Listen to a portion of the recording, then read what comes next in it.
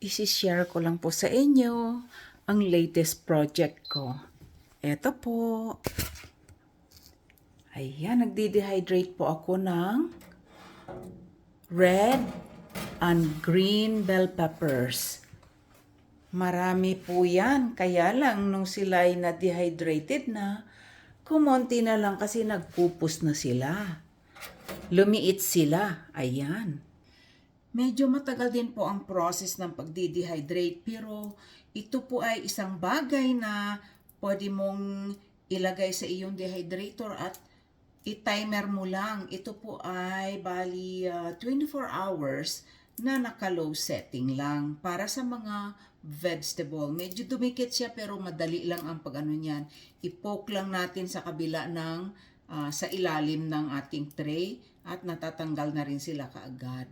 No? Ang sarap po nito. Ito ay sinison ko ng salt, no? Para kasi gusto kong tumagal ito up to 2 years sa ating pantry.